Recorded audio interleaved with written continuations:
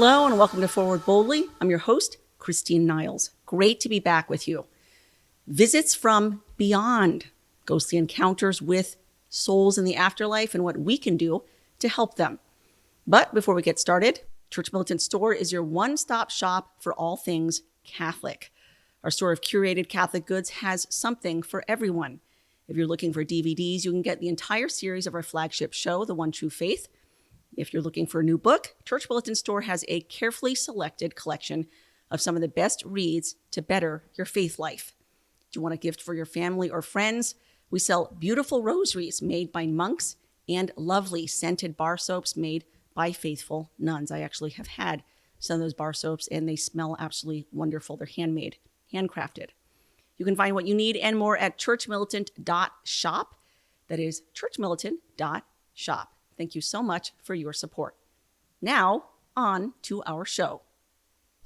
In 1789, in the city of Wodek, Belgium, a young man named Joseph Leleu was awakened for 11 consecutive nights with frightening sounds in the middle of the night. Didn't know what they were, but 11 nights in a row, be awakened by frightening sounds. On the 12th night, which happened to be June 21st, 1789, he awoke and he saw his mother standing in the room. His mother had died. And his mother started to scold him because she had left in her legacy that masses would be said for the repose of her soul. And he had neglected to have those masses said. She also reproached him because he was living a wayward life, was not living a good Catholic life. Now, before she left, she came to him, touched the sleeve of his white nightgown, and the burning imprint of her hand was left on his sleeve. And interestingly enough, you can actually see that nightgown today in Italy, in Rome, just a short distance from the Vatican, at what they call the Chiesa del Sacro Cuore del Suffragio, which is the Church of the Sacred Heart of the Suffrage. There's a little museum inside the church dedicated to the holy souls in Purgatory. And they have exhibits of these unearthly visitations from souls beyond the grave visiting us and interacting with us. And you can see this nightgown with the imprint of her hand burnt onto his sleeve. Why was it burnt? Because the understanding is that the souls in Purgatory are burning. They're expiating their sins and they're burning with the same torments of hell, except those torments come to an end, unlike in hell. It's a fascinating little museum. I would love to go visit it next time I'm in Rome. Let's share an anecdote of another exhibit there. This is from George Sheets.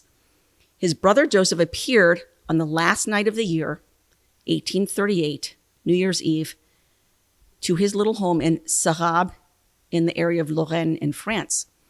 And his brother Joseph told him that he was in purgatory making expiation for having not led a life of piety while he was on earth. Before he left, he touched George's prayer book and left the burnt imprints of his fingerprints on George's prayer book. And again, that's something that you can see in this Museum of the Suffering Souls in Purgatory. Another exhibit that you can see, a copy of The Imitation of Christ that belonged to a woman named Marguerite Demerle in the Diocese of Metz. And these fingerprints, the fingers burned onto the copy of her book were actually left by her mother-in-law. It was one night, Marguerite saw a woman walking down the stairs with a sad countenance. She asked the woman, "Who are you?" She didn't recognize her. And the woman responded, "I am your mother-in-law who died in childbirth 30 years ago. Go on a pilgrimage to the shrine of Our Lady of Marienthal and have 2 masses said for me there." Marguerite asked her for a sign, and that's when the mother-in-law placed her hand on the copy of her book, The Imitation of Christ, and burnt her hand imprint onto the book. Again, you can go and see that in that museum. And all of this was documented by her parish priest. Now, for those of you watching who are unfamiliar with the doctrine, the notion of purgatory, according to Catholic teaching, The communion of saints consists of the church militant, the church suffering, and the church triumphant. Now, what is the church militant? Church militant is basically we here on earth striving spiritually to overcome our sins and in order to make it to heaven. We get messages sometimes from people unfamiliar with the phrase church militant. Of course, that's the name of our apostolate. So some people are under the mistaken impression that we're all about, are you, what does that mean? Are you all about, killing people? Are you about violence? And it has nothing to do with that at all. Nothing. It has to do with this ancient concept of the Christian soldiers on earth doing spiritual battle to overcome our own sins, to strive to become saints in heaven. And that is what the church triumphant is. The church triumphant are the saints who have overcome. They've won the battle. They are victorious. And now they are perfected in heaven and stand in the presence of God. That's the church triumphant. And then we have the church suffering. Those are the souls in purgatory. They're expiating for their sins that they committed on earth. Now, I want to clear away some misconceptions. First of all, those souls in purgatory are forgiven. They're forgiven their sins. That doesn't mean, however, that they don't still have temporal punishment for the sins that they have to work off. Here's a rough analogy. Let's say a bad child takes a stone, throws it at his neighbor's window, and breaks it. Okay. The child is contrite later on, goes to the neighbor, apologizes for breaking his window. The neighbor forgives him. So the child is forgiven. But we still are left with the matter of the broken window. Someone has got to fix that window. It doesn't magically fix itself. The child's forgiven, but the child, in reparation for his sin, goes and fixes the window.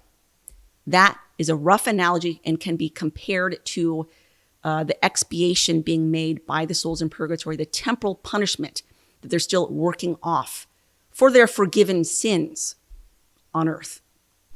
Now, one thing that exorcists will talk about is they'll make the distinction between demons and ghosts. There's a lot of confusion out there. Some people think they're the same thing. They're not the same. Ghosts, as we typically understand them when it comes to perhaps, we see things in a house that's supposedly haunted. Usually, those are souls visiting from purgatory. For whatever reason, God has allowed certain souls from purgatory to come visit us here on earth. And usually it's because they want help. They need help from us. So they shouldn't be treated as curiosities. You see these sort of ghost hunter shows where people are bringing their equipment and their cameras and all that stuff, and they try to catch ghosts, and they treat them as a curiosity rather than praying for them, which would be far more useful. In fact, I know of cases where someone was experiencing, particular hauntings in their home where they're seeing these, what they're calling ghosts, coming to them. And they start praying for them. They start praying for them regularly every single day, offering masses for them. And after a while, they're gone because that's why they came. They came seeking help. You offered them the help that they were seeking for, the masses, the prayers, and then they were released from purgatory and able to make it to heaven. So instead of treating them as curiosities, we should be praying for them. That does have to be distinguished from demons. That's different entirely. Those are malevolent entities who desire to harm you. And so they will act in such a way as to harm, to cause terror, to cause fright, and to cause evil, bad, malicious things to happen in your home. That would not be the souls in purgatory. Souls are there to ask you to help them. And so by all means, pray for them. Help them so they can be released from purgatory and go to heaven.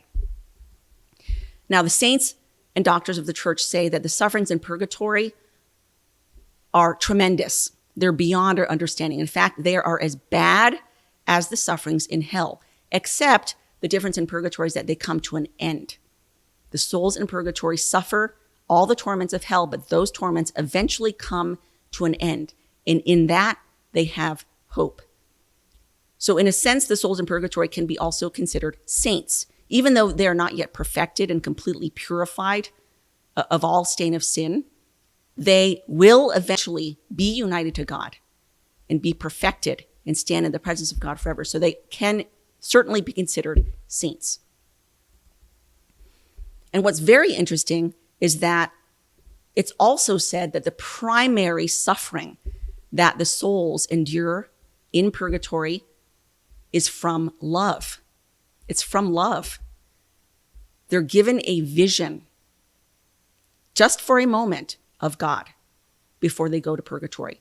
A brief vision of the glory of God. They get to see him face to face for just a moment, and then it's taken away. But in that one moment, the fullness, the intensity of God's love is communicated to them in an incomprehensible way. And it's so deeply imprinted upon their souls that they spend the rest of their time in purgatory suffering, yearning, desiring with a burning desire to be back in the presence of their beloved, back in the presence of the all-encompassing love of God. And so, yes, they are expiating their sins through that love of God. And they regret their sins. They regret all the things that are now keeping them from returning to their beloved. It's actually a very beautiful thing. We'll be right back with the show, but I'd like to take a moment to encourage you to sign up for a premium subscription if you haven't already. It's only $10 a month, which is a really rock bottom price, and it gets you thousands of hours of content on everything across the board: theology, philosophy, apologetics, history, everything. We have things for little children.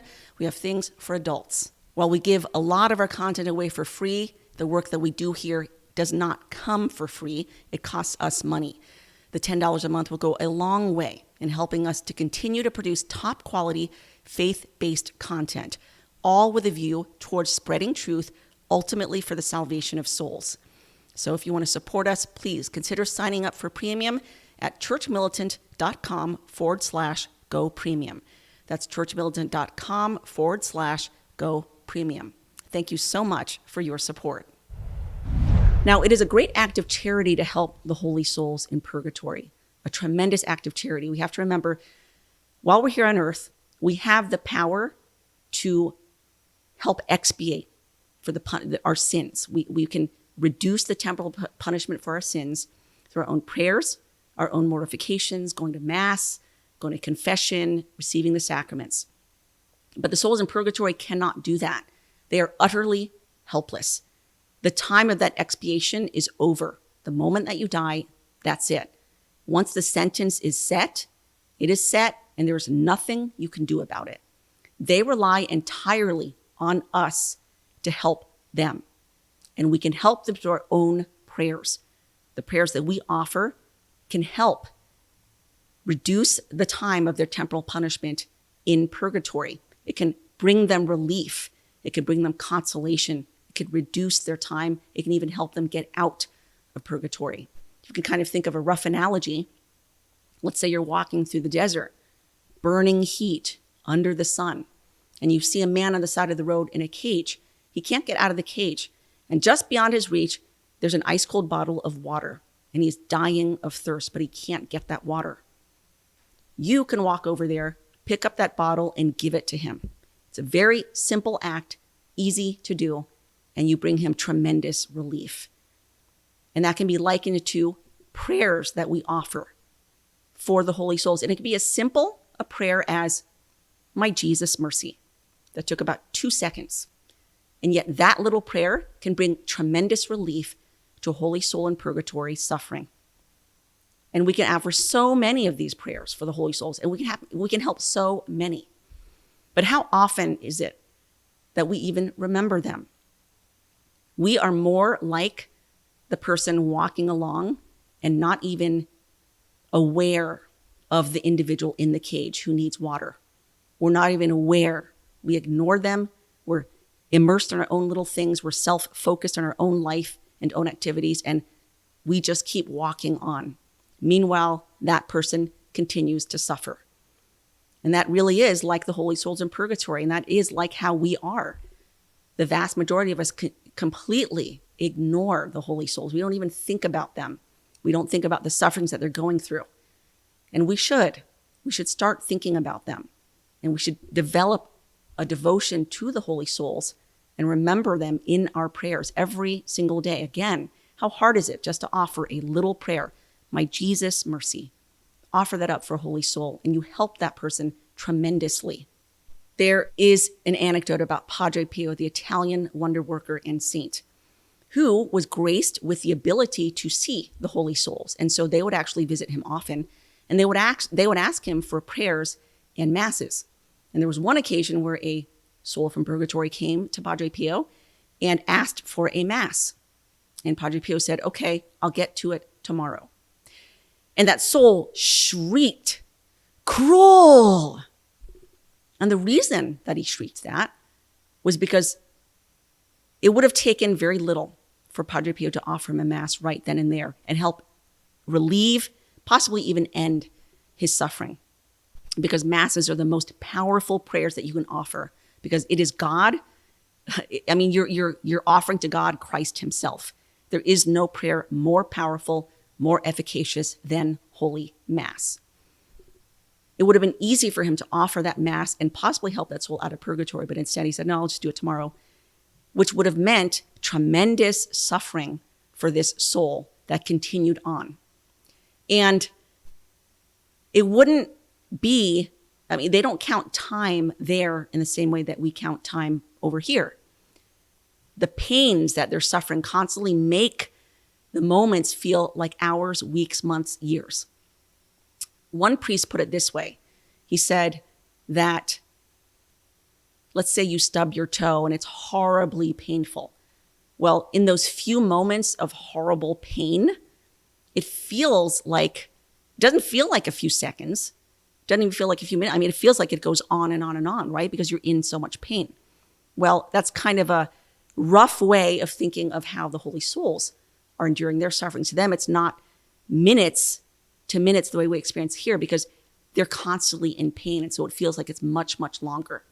And so for Padre Pio, it would have been, oh, it's not a big deal. Do it in the morning. For that soul, it was a huge, massive deal, because it would have meant tremendous suffering. Now, I assume after he called him cruel, I assume Padre Pio probably went ahead and offered him mass right after that.